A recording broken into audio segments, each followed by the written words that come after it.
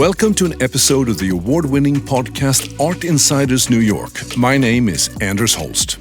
The theme of the podcast is New York, with a focus on behind-the-scenes conversations with fascinating people who are making an impact in the world of art, design, and architecture. Today we find ourselves in Stuyvesant Square Park in the city's Lower East Side, together with Karla and James Murray and their wonderful dog, Hudson.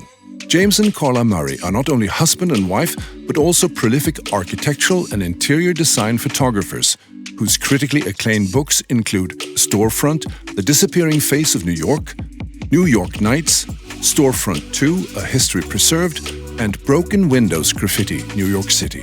Their important mission is to document the disappearance of the mom-and-pop economy, often the backbone of the New York cityscape, standing in sharp contrast to the city's rapidly evolving corporate facade.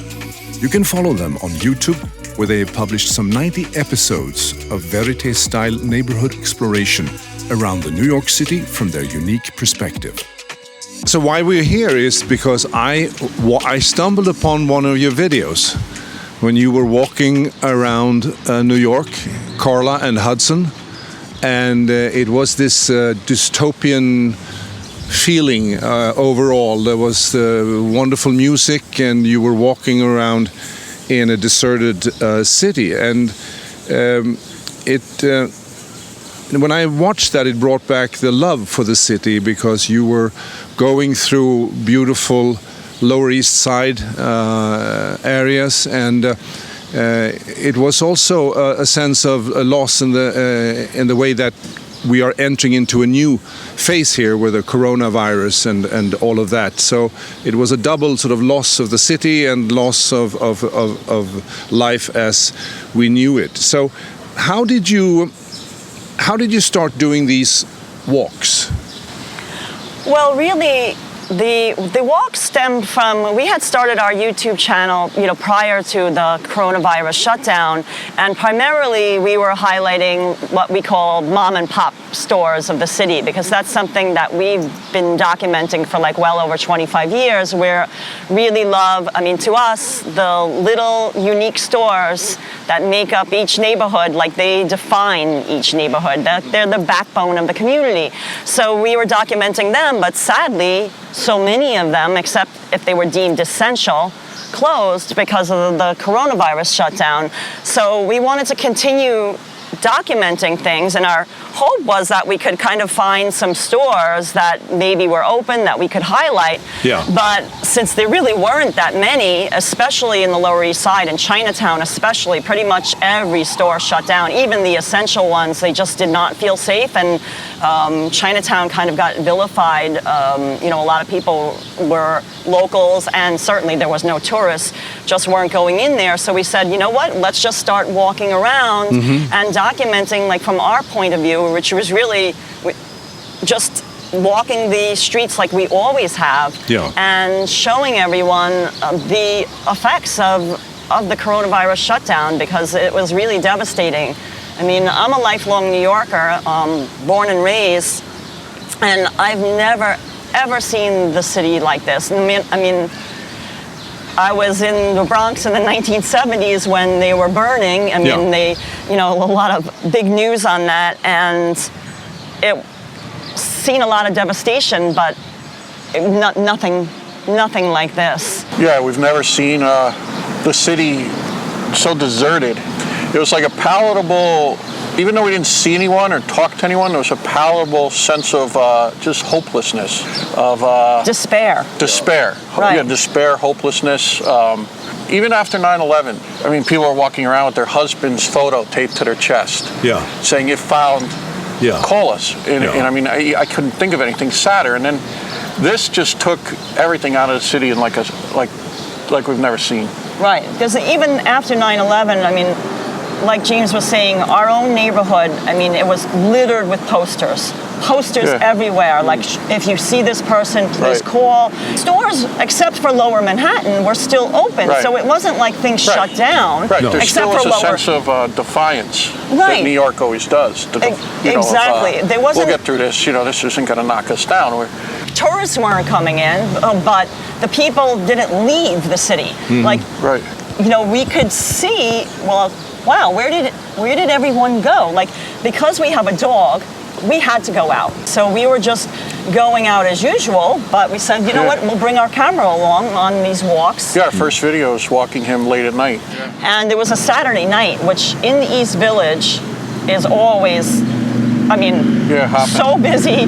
It doesn't matter whether it's raining. People will be out anyway, out at restaurants, bars. The East Village has a lot of younger population because the proximity to all these colleges, NYU, the New School, Cooper Union, and no one was around. I was literally walking in the middle of 2nd Avenue, no cars, no people, nothing. Startling. Yeah. How many walks have you done? They are also available on YouTube. 30, actually. Wow. And some of them we highlighted some of the small businesses too during the coronavirus shutdown, but we have more coming. I really like those walks, and I also love the music. So what is the story between the two of you and the city? September 11th is actually our anniversary. Oh, we were married on 9/11. Yeah.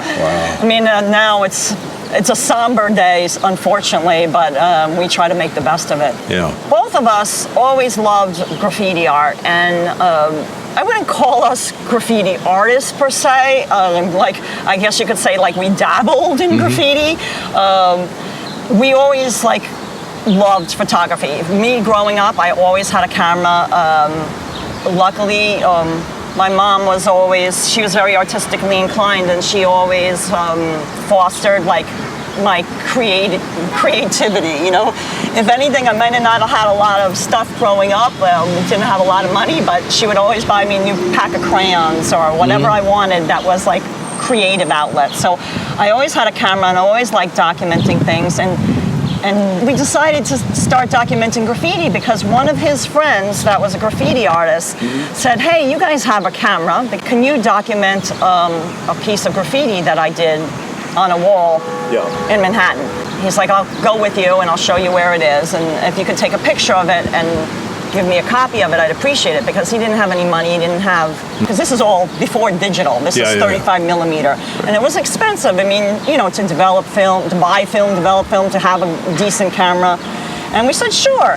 Once he showed us the piece that he did, there was some other graffiti around there, and we started documenting. And we're like, wow, this is fascinating. We didn't really realize that somebody that was in their later 20s would still be painting graffiti, because but we both were interested in the art form. We were younger, we were, rebellious teenagers, I guess you could say.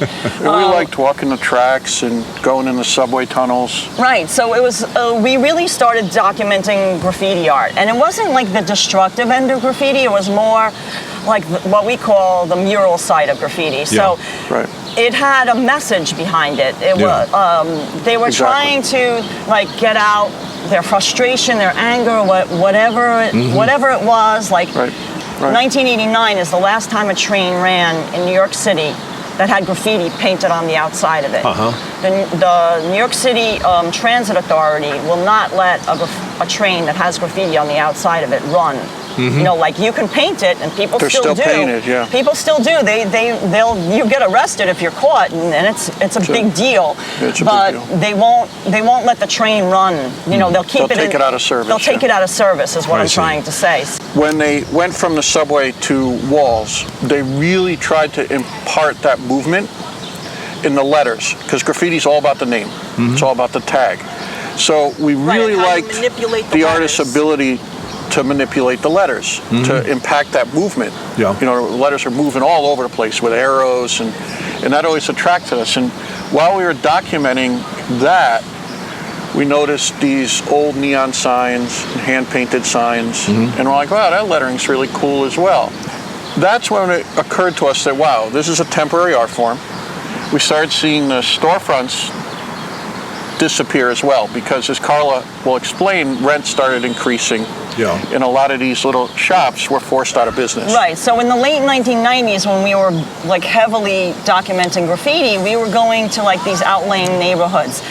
There was graffiti murals, I would say, being done here on the Lower East Side in the East Village, but not to the extent that it was being done in the Bronx and Brooklyn and Queens. So we were going into these neighborhoods that we had never been to before. I mean, it's funny because as a lifelong New Yorker, you think that I would see everything, but that's not, the city is huge. Yeah. And you tend to stay in your own neighborhood. We would go like, you know, to Mott Haven, you know, in the Bronx, or we would go, say, Glendale, you know, in Queens, Middle Village, you know. I've never been to Staten Island prior to documenting graffiti. Like, why would I go to Staten Island? Like, it just, nobody goes to Staten Island unless they live there, for the most part. Which is a beautiful place. Right, it's a beautiful place, but you just don't go there. I mean, like, because we were interested in, like, the lettering style and graffiti, we were always looking like, oh, look at that little hand-painted sign in the window of this store. How interesting how they painted that, how they manipulated the letters. So we were always looking at them, but we never thought to document the store. Yeah. But what happened was, we went back, it was one particular store that kind of like was the genesis of it. It was in Brooklyn. We had gone to this neighborhood to document a graffiti wall. We went back like 3 months later to see if the wall had been repainted, because the graffiti artists often repaint the same wall over and over and over again. And we looked around the neighborhood and we're like, wait a minute, it doesn't look the same anymore, it doesn't feel the same anymore. And it's because a couple of these little mom and pop stores had closed. They went out of business. And we're like, wait a minute, what happened to that great little candy store? It had a wonderful sign. We had gone in there briefly and we got, you know, a pack of gum and some soda or whatever we had bought. And we, you know, chatted with the owner for a second or two and laughed about something. The neighborhood just didn't have that same feel anymore. Like, it lost its uniqueness, like its character when the store wasn't there. You know, so we said, you know what? We should start documenting these stores. We're here anyway to document the graffiti. Let's take a picture of these stores. So that's how, like, it's kind of a really long story, but that's how we got to be, you know, document these like mom and pop stores. So what explains your fascination with the storefronts? Well, when we began to notice that they were disappearing and began documenting them, it wasn't just, at first it was very visual, like it was all about what the store looked like, you know, aesthetically, why we were taking the photo. But what happened was, we had been interviewing graffiti artists and finding out like why they painted, you know, where they painted, or why they did what they did. We would be asking them pointed questions. What we decided to do was also interview the store owners. We were wondering, like, why does this business open 100 years and one next door closes? Like, what, do they have a secret recipe? What's the secret behind their longevity? And when we started speaking to the owners about like the, you know, joys and struggles of operating like oftentimes a family-owned business that was passed down from generation to generation, we found like such fascinating, you know, they shared with us these details, these stories, like these facts that we were just like blown away. Like, we had never thought about it like really before. We just kind of took them for granted. That, you know, that the stores were there and that they would always be there. But when we started speaking with the owners, they were so like gratified, like so happy to share with us. Right, so much pride in what they do that we said, wow, we really have to continue documenting this, because they are really the backbone of New York City. And oftentimes they were immigrant owned. Like, they were, the families came from wherever, and they saved all their money to open their own business and be their own boss, so they can make a better life for themselves and for their children. And we really liked that, because it was like they were almost like the underdog, just like graffiti artists were the underdog. You know, oftentimes, like the graffiti, it just got brushed aside in the art world. I mean, now times are different. You know, graffiti.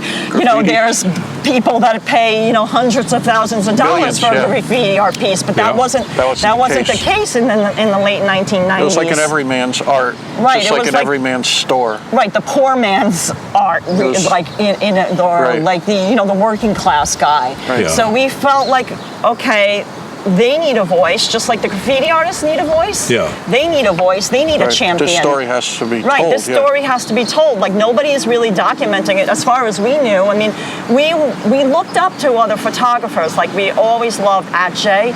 He was a big inspiration for us. He documented like the working man in Paris. He documented a lot of little stores. Berenice Abbott, who was a friend of Ache, also did that in New York City, like during the Depression era. Right. So we had like inspiration by other photographers that had documented the stores, but not in the 1990s, early 2000s. Yeah. To our knowledge, no one else was really doing it. So we felt like, oh, this is important. Let's just keep on documenting it. You know, we weren't sharing with anyone. We weren't showing it to anyone. This was a personal project. This was done purely for the love. Yeah. You know, our love for the city and our pride in like showing these, what we thought were pieces of art in their own realm. Sure. Like to us, a beautiful storefront it's a piece of artwork. You're fascinated by the design of the storefront, and then you realize there's a much bigger story here. It's about really community, and that what you were saying, that these mom and pop stores were sort of the center. It was like, I thought you said there was a community hall. You know, right. That's tied the community together. It creates the vibe of a neighborhood. It creates the character of a neighborhood. Sure. And I think what we are all experiencing now, of course, is that New York is going through the gentrification, is the modernization, and neighborhoods are losing their charm, basically. A lot of these mom and pop stores, they became like ad hoc community centers. It was a place where you could go and maybe get a taste of home, you know, like say a Polish-owned kielbasa, you know, like a meat market, and you can get your homemade kielbasa from... Everyone's speaking Polish. Everyone's speaking Polish. Yeah. You can get that little taste of home. The smells and the... You know, you go in there and you smell the aroma, and it brings you right back home. So you would feel that sense of belonging, of being together. Yes. These mom and pop places, they get to know their customers, and they care about their customers, and they'll know you. Like they'll see your, you know, we used to go to this, unfortunately it closed, this like little luncheonette, and he'd see us coming from across the street, and Jim likes his coffee black. I like mine with a little sugar and milk, and he'd have it like ready for us. We wouldn't even be inside yet. The door wouldn't even be open, and he'd have it ready for us. He knew like someone cares about you, they'll go that little extra mile, or they'll sign for your package. Like if you're not home, like a place where you can find out the local gossip. You know, chew the fat, as New Yorkers like to say, with the owner. We would spend like 5-6 hours in some of these places just because it was so entertaining. Like we went to a pork store in the Bronx. No, Brooklyn. Emily's Pork Store. There was such a crew. I mean, there was an 80-year-old guy who sang us Sinatra. There was other guys that thought they were comedians, you know, and just giving out the one-liners one after the other. Right, one guy just like he took some bread, you know, because they walk behind the counter. Right, he went to the butcher block and he started cutting like he had just bought some meat, and he made himself a sandwich and just started eating. There's all folding chairs set up in the kitchen. Right, and they're all just hanging out, and we stayed like hours, and it was just so, and just to hear it, like you get so much history of the neighborhood, and he's telling us how they used to drag tables on Sunday night out in front of the store and have their Sunday dinner out in front on the sidewalk. Right, and this is in Williamsburg. Like this was the old Italian section of Williamsburg before it became gentrified. I mean, there's not too much of the old Italian Williamsburg left anymore. Yeah. No. So we said, wow. Countless stories like that. Right, countless stories like that. So really, for us... Every photo in our book has like a massive history behind it. Right. And that you would never realize. The story, like behind the photo, like the interview that we got from the store owner, became just as important, if not more important, to us than the photo. Yeah. So when our editor was putting together the book, he'd see the photo and he'd be like, does this have to be in here? It would like read the interview. Right, read the So you'd take like a few minutes, read the interview, and he's like, oh, I get it. I get it. Yeah. And also these stores, they play a very important role between generations. There are stories that I saw from articles and interviews that you've done that they took care of the kids in the neighborhood, and when they occasionally stole something, they knew exactly who they were, and I find that lacking in today's society.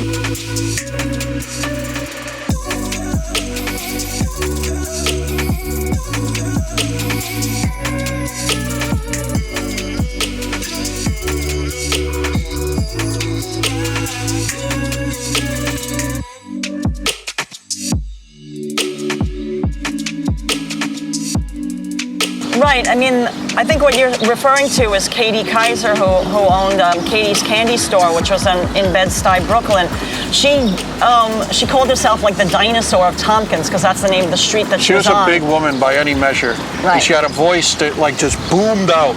And Like she had a gravelly sailor's language. Like just every other word was F and this and that.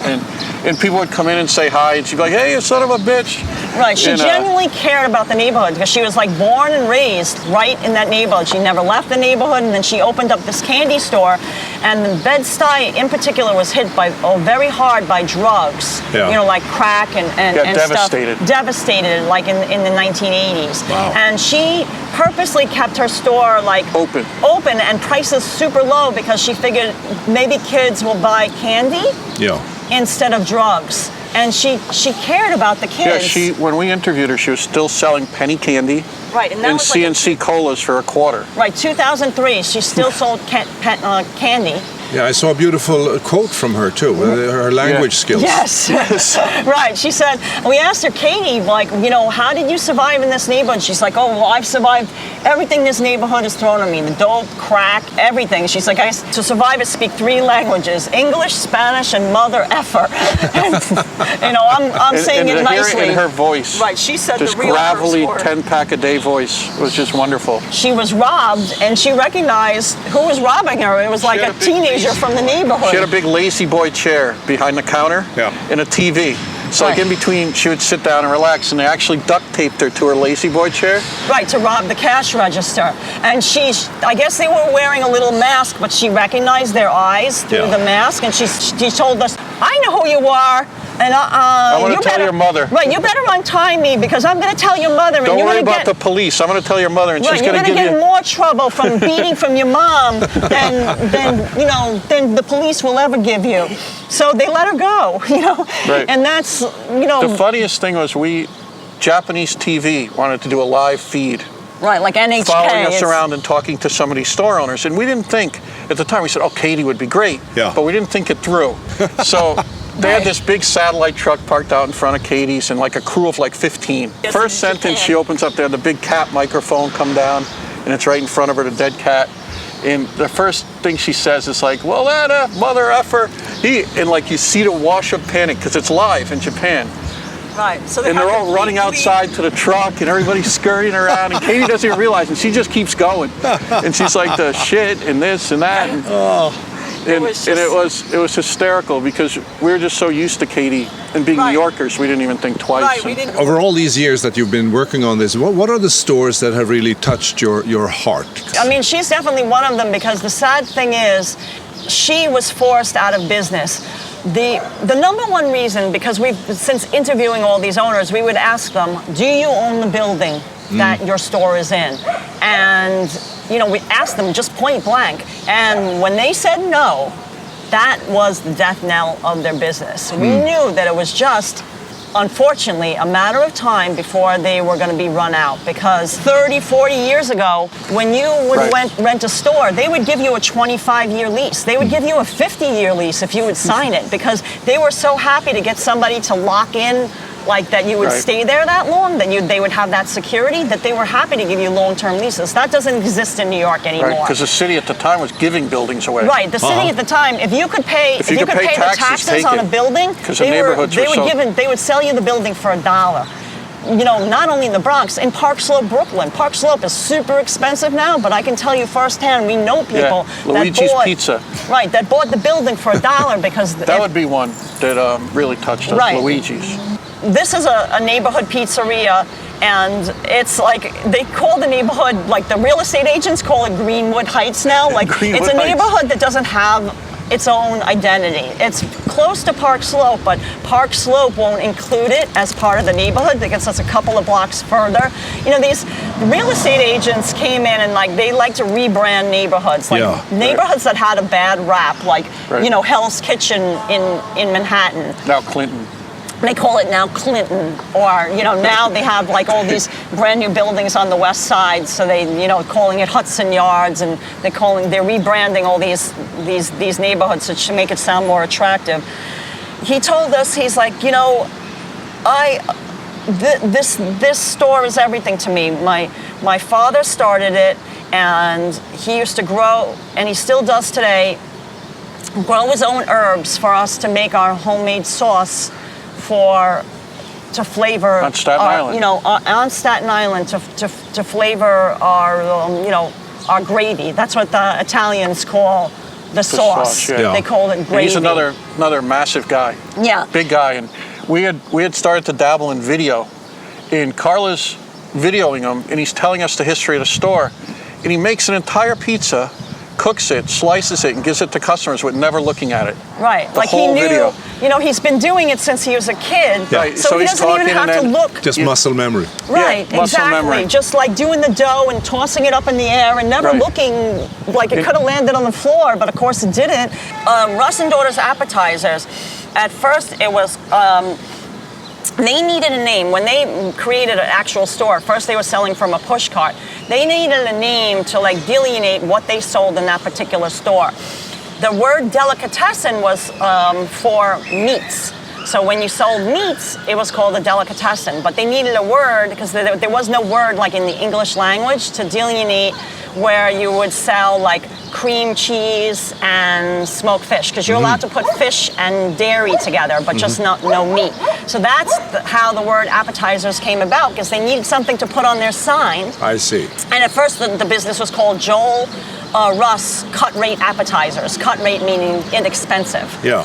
To attract people. Right. And then when he had his daughters became teenagers and working at the stores, he actually changed the name to Russ and Daughters Appetizers and put it in writing that they would be the next generation owners. I love that still story. today, it's a fourth Nikki generation. Nikki Russ Fetterman is passed from the Ann daughters, from the original daughter. Yeah. She's one of the grandchildren. So when their relatives came, they were Eastern European, came over to the United States, they started selling smoked fish from a push cart in the Lower East Side.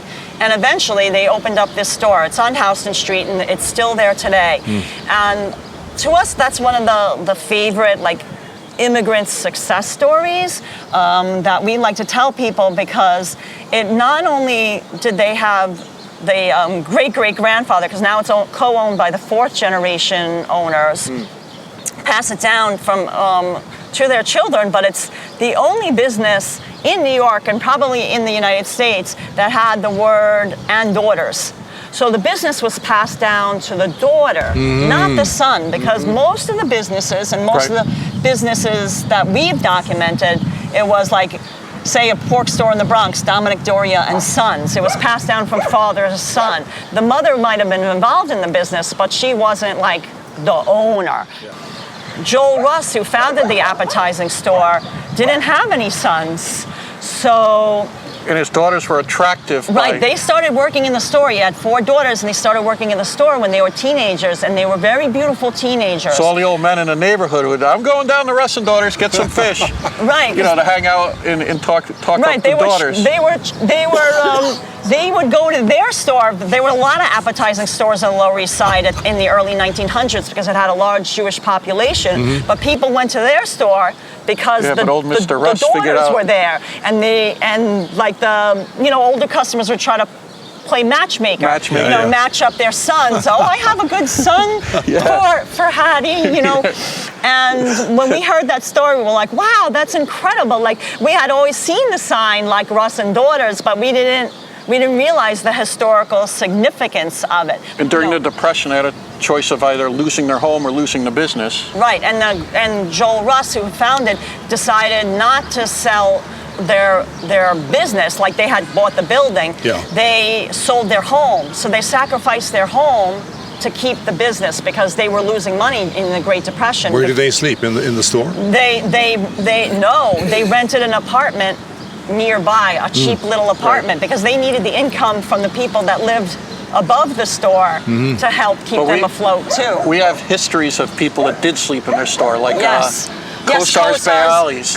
They slept above the oven in the winter to stay warm. That was their heat. Do you see any signs of that there is sort of a counter movement here, that that people are coming back to the mom and pop store. There was a story about the Wall Street guy who sort of took up his father's store. He got sick of the financial markets and stuff like that, and went back. Do you see any trend towards that? Yes, definitely. I mean, even Russ and Daughters, Nikki Russ Fetterman is a lawyer.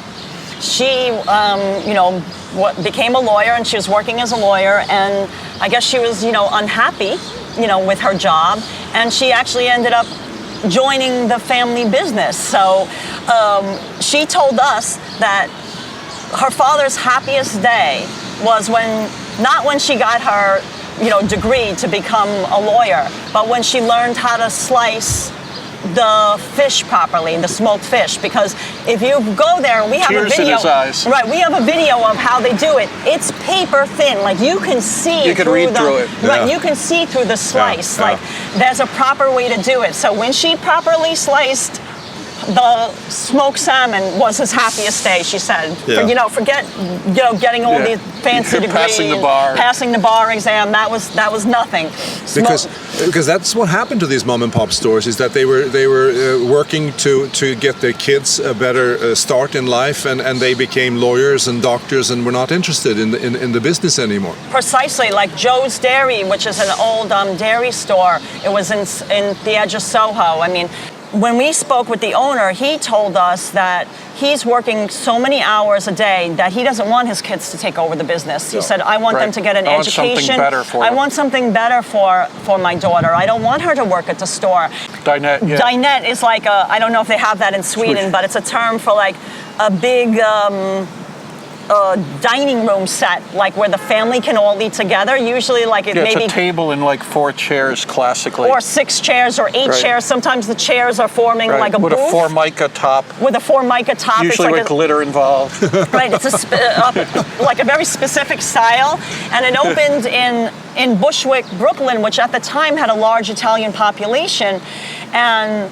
When we interviewed Barbara Mann, she was the 2nd generation owner of the Dinette store. I said, oh, well, who's going to take over? Because we'd always ask, who's going to take over the business, like when they were elderly? She's like, oh, no, my son is a very successful doctor.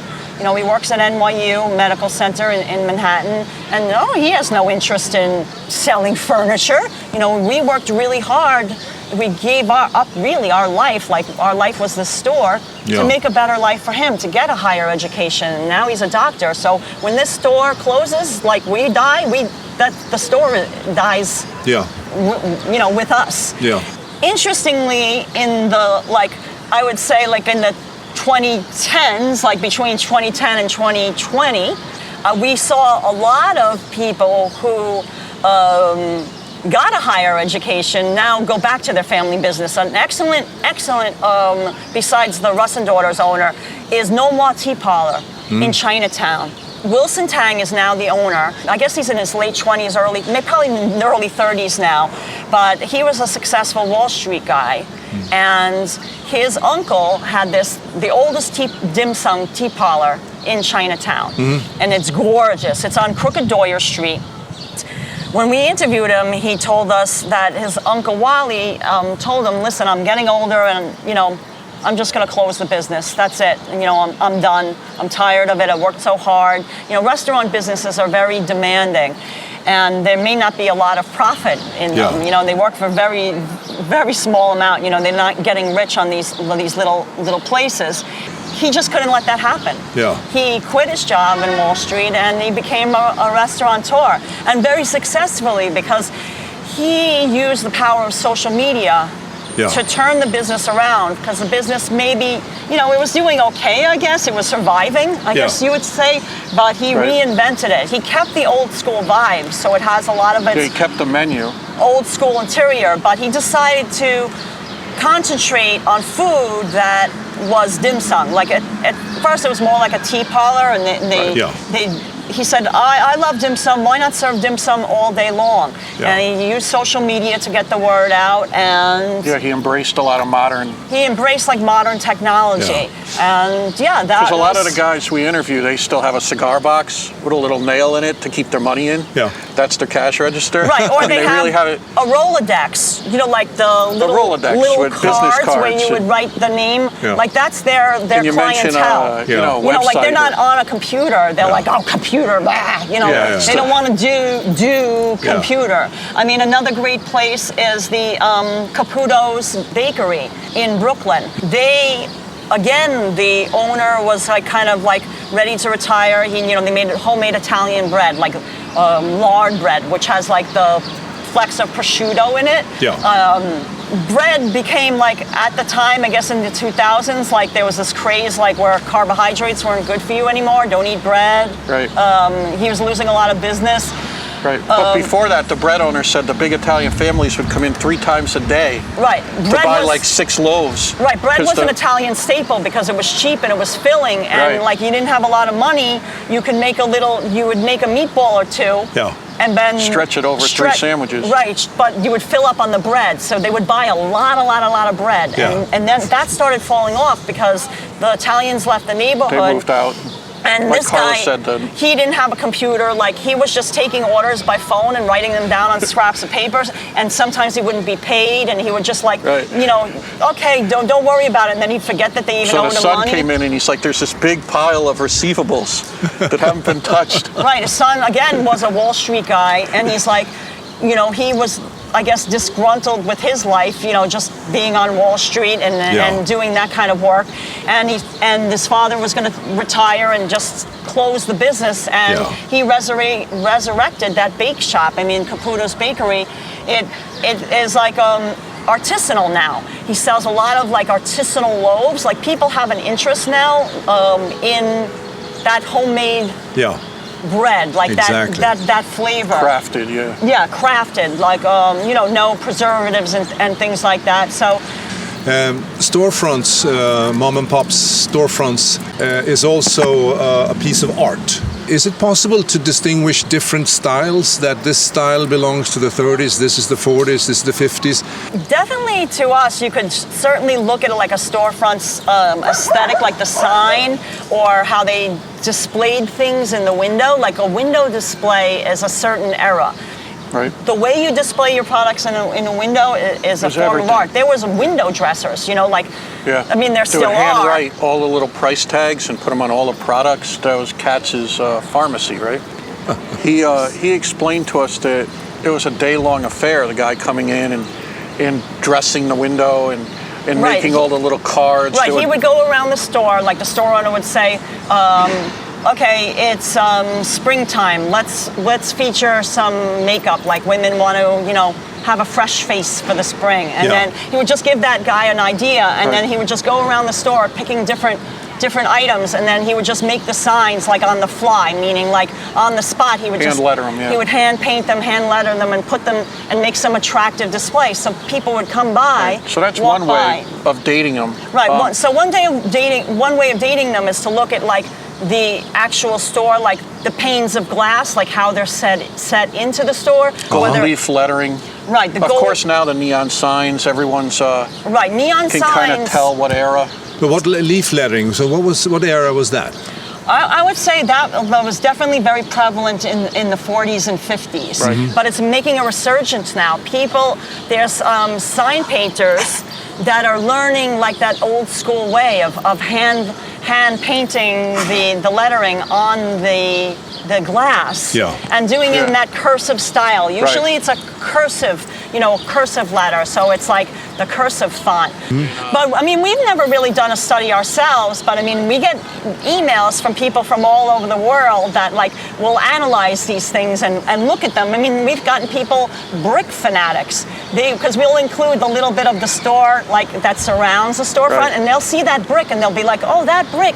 And that's an Erie, Pennsylvania brick. Right, they'll know where that brick was manufactured, And that's very rare to see a yellow Erie, Pennsylvania brick. Right, we can't believe it. And they'll send us paragraph-long emails just on that, and we're like, wow, we never anticipated that it would touch them in that way. Right, and the privilege signs. The privilege signs are huge. Which are the old, like Coca-Cola was a big company that used to pay for the signs. So like if you were going to open up a little corner deli, say, little deli on the corner, and then you were willing to sell Coca-Cola product and only Coca-Cola product, not Pepsi, because that was their big competitor. Yeah. Coca-Cola would pay for your signage. So they would put their branding, the Coca-Cola branding, the logo, and you could put your own copy. So like the sign would come like with these letters that were made of metal, and you would slide it on, and they would provide it with you. You would tell them what you wanted to put on the sign, okay, Lafayette Grocery and Deli, or whatever you wanted to put, and you would slide them on. They would give it to you for free. A book of what Coca-Cola sent to business owners. Wow. Right, and there was like choices. Do you want little diamonds? Do you want this? Do you want that? And it was really so that involved. was definitely 1930s, 1940s that those privilege signs. And now they're highly collectible. Right, you don't see that many privilege signs in New York anymore.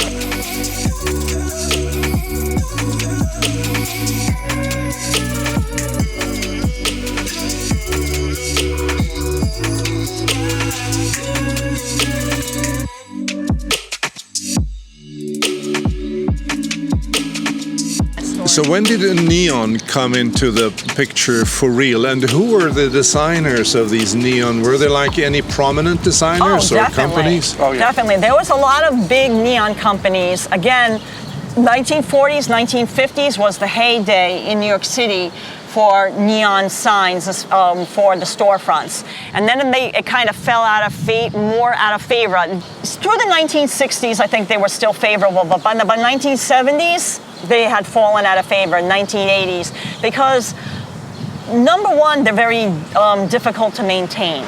They're costly. It's a labor of love. It's a labor of love. Like they're exposed to the elements, meaning like every time it rains or snows, like something can short out as far as the circuitry. You need to have someone come in and repair it. Plus, in the 1970s and the 80s, when neighborhoods like got more downtrodden, the kids would break the signs. Like they would throw rocks and things like that at the sign. They would break them. Like Circo's pastry. Right, they have in glass Bushwick, tubes. put a riot cage over there. Tubes are made of glass. It's an art form. It's like, you hand blow the glass to form and shape the letters. Yeah. So they were breaking them, and it was very costly to replace them. So Can you buy them today? Can you buy? Oh, yeah. Yes, you can repair old signs. There's a couple of neon. There's become a resurgence of neon again. Yeah. Let There Be Neon is one great place, and we actually, highlighted it in a video of ours on YouTube where we actually show the neon being bent. Hand blown. Hand blown. We carry it from design process all the way through lighting it. Right, like how they first they hand draw like the design, and then it goes to the fabrication of the blowing of the glass, blowers, and then it goes to the shop where they're actually taking the glass letters and then putting the gas in it so it lights up, and then it has to be fabricated onto whatever base, whether metal, whatever it's going in, and then it has to be installed. So it's a big long process. It's very costly. What about vintage neon signs? Do they exist? Refurbish them. Oh yes, they can be refurbished. In fact, Russ and Daughters, which is one of our favorite neon signs in all of Manhattan, because it has these beautiful little fish. 4 colors. And it has more colors. It's more than just one color. It's a multicolor sign. They took their sign down in 2008. Oh, it caused a neighborhood. It caused us this neighborhood outcry. First of all, people The neighborhood ground to a halt. Right, Nikki Russ Fetterman told us that people were calling her on the phone. Oh my God, are you closing? Because when the sign came down, everyone thought they were going out of business and they were closing. But it got all rusted with age. They had to, and it was in such a bad shape that they had to take it down for it to be fixed. And Let There Be Neon actually fixed it. So yeah, they can redo it all. In our own neighborhood, just a few blocks from here, is Venero's Pasticceria. And they have a huge overhanging neon sign. In fact, it's so huge that it's called grandfathered in, which means that in New York, if you wanted to put up a sign like that, you couldn't. that there's laws in effect now that your sign can't hang more than 16 or 18 inches from the face of the storefront. Yeah. That's it. So if you have one that hangs more, it will be removed by the city. You'll be fined. You're breaking the law. Like, the city is very stringent.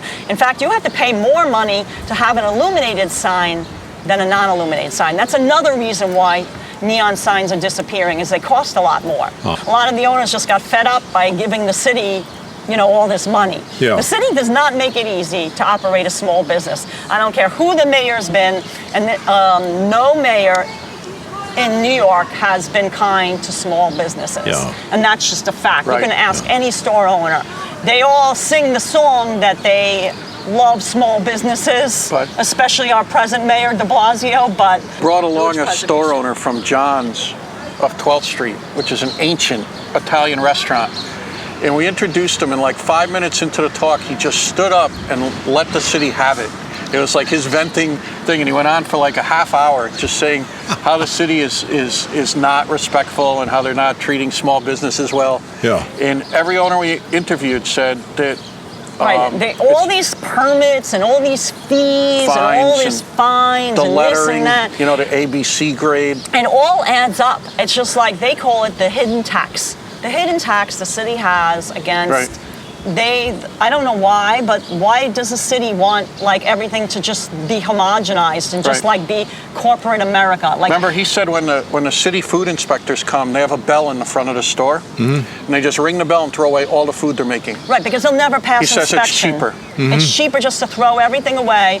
Just and throw it then, because they'll come and they'll just be like, if someone has milk out on the table because they're putting milk They're in their having coffee and they've been sitting there they for- take a temperature, they have a thermometer and they put it in the milk and they say, oh, the milk isn't, It's too warm. 40 whatever degrees. Yeah. Like it's too warm. And that's just because it's been on the table. That doesn't mean the milk is bad. Yeah. It's just it's not in a refrigerator because it has to be on a table for Remember you. the bar owner at Cullen's in the Bronx telling us they came in with a light meter, and they were testing his lights. Right, to see if he had the if they were proper bright enough. wattage and then they fined him For a bottle cap on the floor. for a bottle cap on the floor. It's just a lot of people that shop in Little Italy don't live in Little Italy anymore. Little Italy is not Italian anymore as far as who lives there.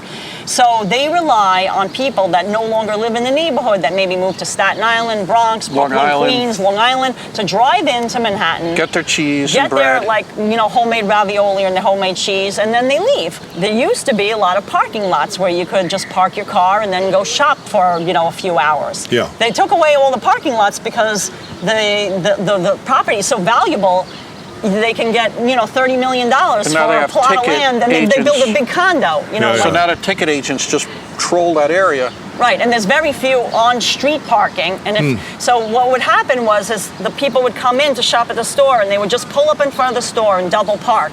Now they get like $100-something ticket for doing that. He's like, we'll never see him again. They never see the customer again. No. He's like, he's lost so many customers because there's no place to park. What do you call the thing that you do? Are you preservationists? Are you documentarians? You said something that I really liked. There's artistic intervention rather than activism. You don't seem to be sort of, how should I say, lost in the negativity. But you seem to have a passion and enthusiasm for what is happening. Explain to me why that is. For us, we always take photos of open stores, like in business. We want to promote and help the businesses that are still here today, whether they're struggling or not, because just because they're not struggling today doesn't mean they won't be struggling tomorrow. Right. And that's even more so now because of the coronavirus. They need our help more than ever. So we were always hopeful. We never considered our project a a melancholy, boo-hoo, right? Minor piano keys, right? Shots of puddles in the rain, right? Of closed stores, violins, like when we're talking about a store. No, we wanted our book to be a celebration, kind of like an Irish wake. Yeah. I don't know if you've ever been to an Irish wake. Massive party, lots of drinking. Right, a person and you're died, celebrating. but You're sending them off with a party. You're celebrating what they were. You're gathering together with all the things that we all Right, have so the book together. was more of a celebration of what was there. If they close, God forbid, we celebrate, what they were. And right, we were. But that's exactly. I love how you put that. We've noticed. We never. And also, like when people say, "Well, aren't you guys activists?" we never want to get like this was the time someone asked us that, and it was the time of Occupy Wall Street. Right. And we don't want our project to become Occupy Storefront. Yeah. You know, we don't want. Right. We realize New York is all about changing. New York is always changing. We're not going to prevent stores from closing. Stores will always close. Like, that's the nature of business. That's the nature of New York. We're not going to try to create like a museum of stores. Like, this store can never change. Like, this store has to stay exactly the way it is. Ralph's on our book cover will be Ralph's forever. Right. That's not the New York we want. But at the same time, if a store closes, a new store, a new mom and pop store can take its place. Yeah. That's important for us. Yeah. It's maintaining the flavor of the neighborhood with these small, unique shops that define the neighborhood. The East Village always had like these quirky little stores. We don't mind, I mean, we're sad, of course, when a store that we document closed, but we want something unique and interesting to take its place, not a corporate franchise Boersville store that you could walk down that street and you could be anywhere. You can be anywhere in the world and it looks the same. And it seems like New York, the pace is super rapid and that nobody really cares. Like, it seems like in Paris that the government actually cares about the small stores. I mean, in our minds, we see it that way. Maybe that's not the truth, but there's more of appreciation. There's more of appreciation of like the history. Like Germany. I mean, Munich. We had a huge reception in Munich. Right. Yeah, we couldn't believe how well our project, like our documentation of these mom and pop stores in New York, was received overseas. We're like, well, why would they care about the mom and pop stores? Because they see it happening. They see the parallels in their own neighborhood. If we can document these stores and help raise awareness, like through our photography and the interviews that we've taken with the store owners, if we can just plant a seed in someone's mind that, okay, maybe I should shop local. Maybe I should go, instead of just ordering something online from Amazon or wherever, maybe I should just go into the store, help support it, in turn help support the community, because when you're going to a store that's in your neighborhood, chances are that's people from your own neighborhood that are working there too. Yeah. So you're keeping money in the neighborhood, you're keeping it thriving, and you maybe make a friend. Yeah. You know, with the store owner. Yeah. So isn't that a win-win situation for everyone? You know, you're helping support them, and you're getting something from it yourself. So you have documented your work in two beautiful books, one called Storefronts, The Disappearing Face of New York, and Storefronts 2, A History Preserved, right? Right, and New York Nights is actually a third book. New York Nights? Yes, where we documented the businesses at night.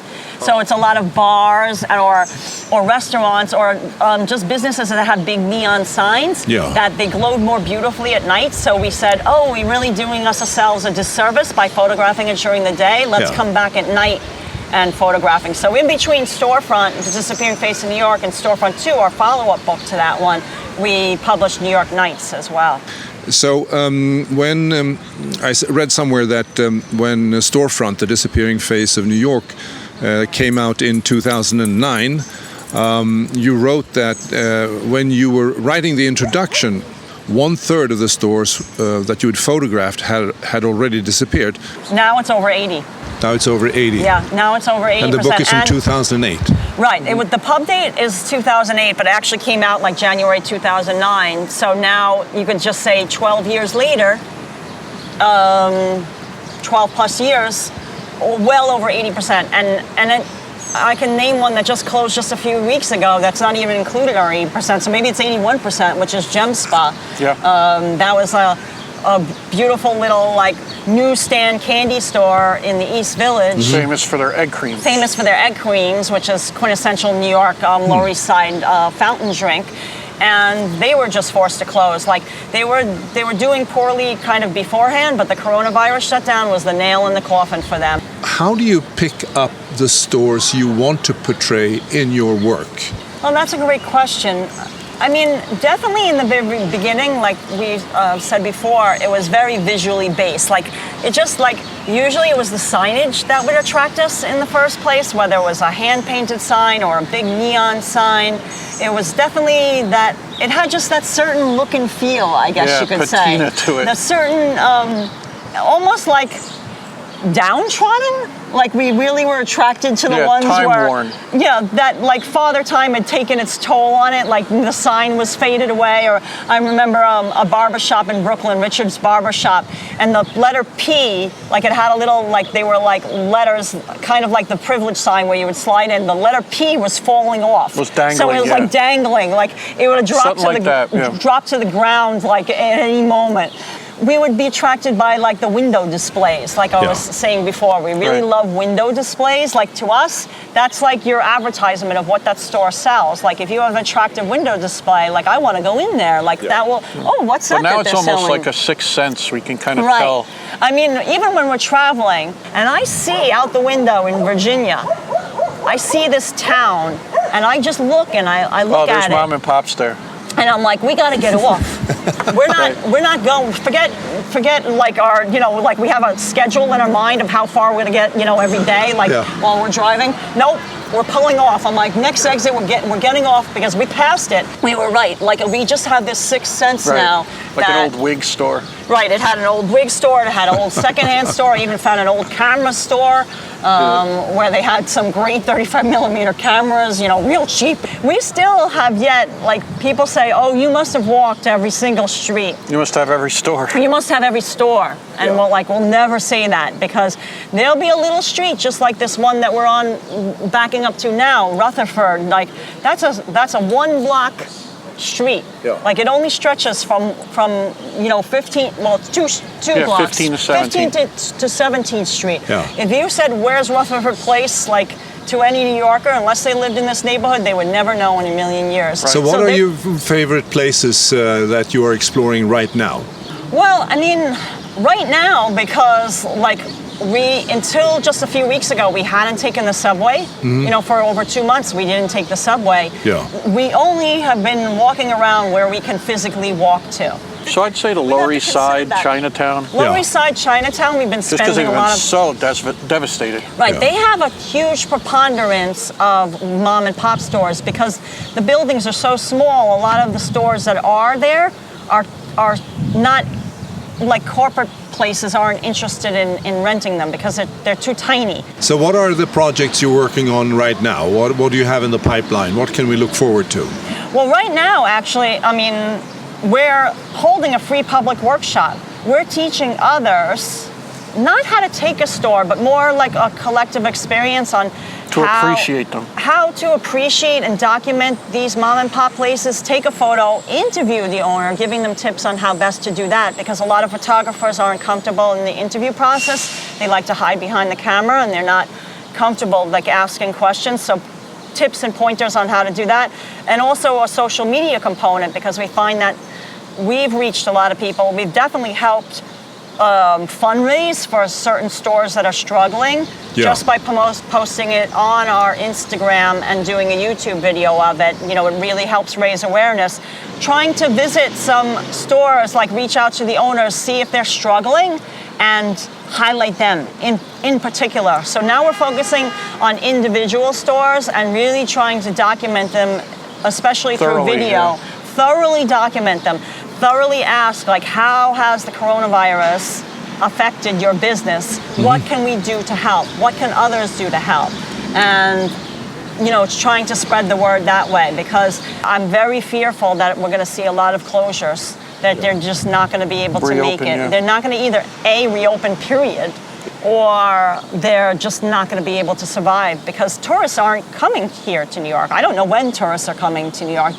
Tourism is a large part of New York's economy, whether you like to admit it or not. Right. To see a guy that has a bakery that's been in existence since 1898, usually has a staff of like 30 people, try to keep it alive and afloat with him and his son, running out to the car, delivering things, answering the phone. I mean, it's heartbreaking. It's tough to watch. Right. And he told us, he's like, I'm going down with the ship. He's like, our business has been through the Great Depression. It's been through yellow fever. Spanish flu. It's been through 9/11. It's been through, and we've never seen anything like this. And he's like, I'm not going to let my business die. This is an Italian pasticceria. This is Venero's on East 11th Street. He is open even on a holiday. On Christmas Day, he's open. Like, he closes early, but people come in to get, and it looks like he hasn't for their slept family. in months. You know, and and it's 90 degrees out. He's trying to deliver. But we have Tompkins Square Bagels. We interviewed the owner. He told us his business is down 80%. Yeah. 80%. Yeah, he hasn't paid the rent in 2 months. He hasn't paid the rent, in months. And he's telling us with literal tears in his eyes that he's worried about his older customers because he hasn't been able to see them and keep in touch with them, how they're doing with the coronavirus. Wow. And he's actually crying, telling us this. Right. He's not even worried about his own business. He's worried about the people that he doesn't see every day. Wow. Because, where he's been open because he's a food business, so he's allowed to stay open, but and usually there's only a line for takeaway. Right. There's a line out the door on Saturdays usually, and we're interviewing him on a Saturday, and he's like waving his hand at his store. There's like one person out front. One person. Picking up a bagel. Right. One bagel. He's like, look at this. He's like, how are we going to survive? Right. You're doing a terrific job here in New York. You are helping us to appreciate what moms and pop stores and their value in the community here, and also helping these store owners to survive. Inspire us all to shop locally. You're doing a great job, and I'm so happy we had this conversation. Check out their books, Storefront, The Disappearing Face of New York, and Storefront 2, A History Preserved, and The Night. New York Nights. New York Nights, thank you. And, of course, on YouTube. This is Art Insiders New York. My name is Anders Holst. If you enjoyed this episode and have family and friends who love New York and are passionate about the world of art, design, and architecture in the city, please spread the word by following us on artinsidersnewyork.com or liking us on our Facebook page, Art Insiders New York, where we publish newsworthy material all the time. It's very much appreciated. Thank you. This episode was produced by UOM LLC, copyright 2020.